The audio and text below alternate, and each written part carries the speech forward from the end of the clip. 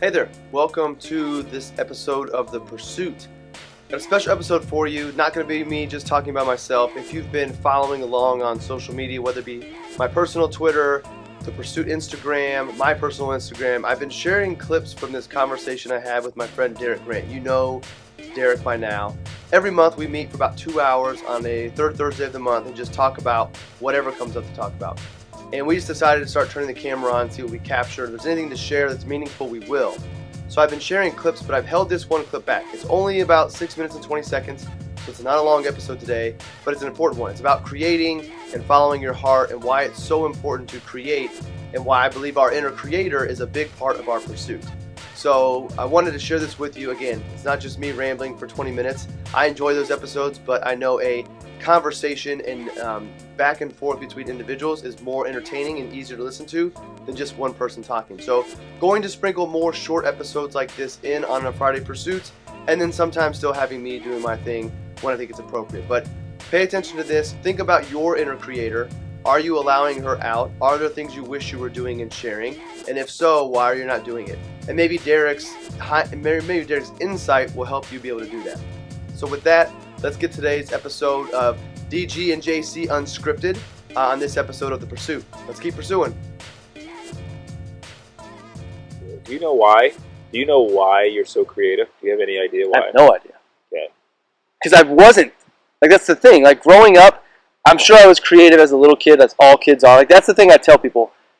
I believe, this is my belief, I haven't read this anywhere, we all have an inner creator inside of us. And maybe I get some of this from you, because God is a creator, He creates through us, and you've told me that before. So there is some of you in that, but the example I give is, like, what's the first thing every child knows how to do? You know how to create and use their imagination. You don't have to teach a kid how to color, or how to build, or how to make a, like, we know how to do that from day one.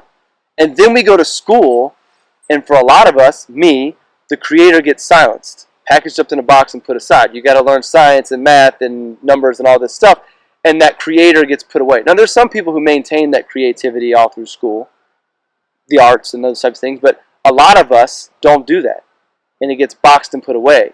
And for whatever reason, in the last 7 years, but really the last maybe 3 or 4, this creator has been unleashed inside of me, and that's all I want to do. And when we first started meeting like this, I kept on saying, I want to create. I enjoy create.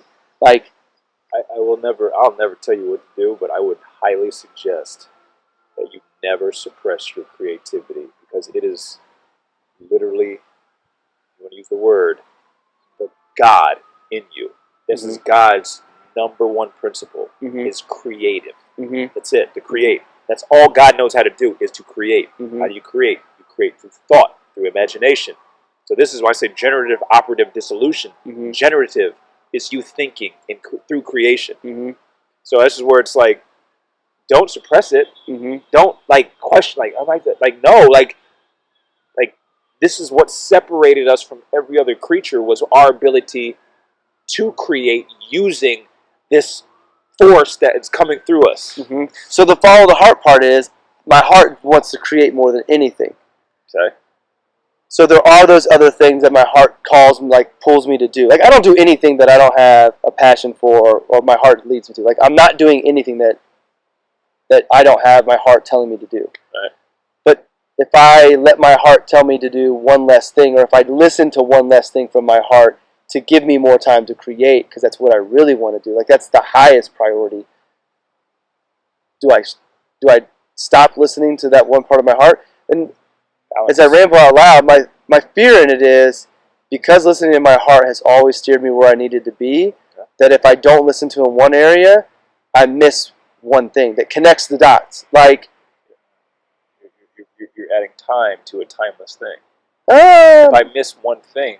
Well, I mean, from the standpoint of, like, let's say, like, I wouldn't have grown in the direction I have if I wouldn't have done all the, well, I don't know, maybe I would have, but so maybe this is time. But here's my thinking, and then you can help me figure it all out. If I wouldn't have done all of the things that I've done in the past, and that has all been led by my curiosity and my heart and my passion, if I wouldn't have done those things, I wouldn't be sitting here with you today, which is exactly where I'm supposed to be. So if I wouldn't have, like, I I can't connect the dots to how I wouldn't have met you. But You take out one thought, one emotion, one action. That we Right. past, we wouldn't be sitting here. so, like, what if, like, you know, if I were to remove being a financial advisor, Okay. I still love it, it's still my heart, but it's not what excites me going forward. Then if I wasn't doing that, then Carl Paoli and I would have connected, but then the opportunity to help the breakers wouldn't have happened because I'm no longer a financial advisor. And then now if I don't meet the breakers, I don't meet, and I don't help her, and then who knows what comes from knowing type of thing. Right. So it's hard for me to think about tuning out part of my heart to put more time into something else from my heart. Because you're thinking that it might Yeah. take me somewhere else. Right. Like that one thing that I tune out may have taken me somewhere I was supposed to go. That She'll makes never sense later know. on. Right. I don't know. So you're playing hindsight. You're playing the game of 20/20 hindsight. Yeah. So now up here, I can look back and be like, man, if I had done that, I wouldn't be. No, I don't think that's time. That's just pure belief. But looking forward, though, Right. think of it like this: there's infinite ways it could happen. Like you and I could have met. There was infinite possibilities how we could have met. Right. It didn't have to be our son playing on the same team. Mm-hmm. It just so happened to be that. Right. Understand, this is where you have to have. I hate to be cliche, but this is what faith is. Faith is knowing I'm going to get up there. Mm-hmm. Whether I do this or I do that, it does not matter. Mm-hmm. Because all the mind is doing is reading your heart. Mm-hmm. But if you're coming from a lower state of fear of like, well, what if this is the wrong? Mm-hmm. Then that will be what you get. Mm-hmm. Versus saying like, I don't know how it's going to happen. Mm-hmm. But I know I'm going to get there. Right. It has to match your energy. It has to. Mm-hmm. So this is where like detachment comes in. And just like, Yeah. and who cares which way I go? I know I'm going to fucking get to the hospital over there. It doesn't matter how I get there. I know I'm going to get there. It may, you know what? It may take me 15 years. But guess what? I'm going to end up over there. Mm-hmm. That's it. Mm-hmm. And then you spend the next 15 years imagining that you're already at the hospital. So that's what I'm saying, K-Dot, like, it's really not that hard. Don't even worry about how. That's the egoic, logical mind. Mm-hmm. It needs to know how, it needs to know where, it needs to know when. It's taking infinite and bringing it into finite so it can comprehend and process. Mm-hmm. Because the ego can't comprehend infinite. That's why the ego cannot understand, like, wait, everything has always existed? Like, consciousness has always been here? Well, what created consciousness? What created God? No, nothing. It can't wrap its head around it. I really hope this mic is picking this stuff up loud enough for me to like. That right there is going to be a clip.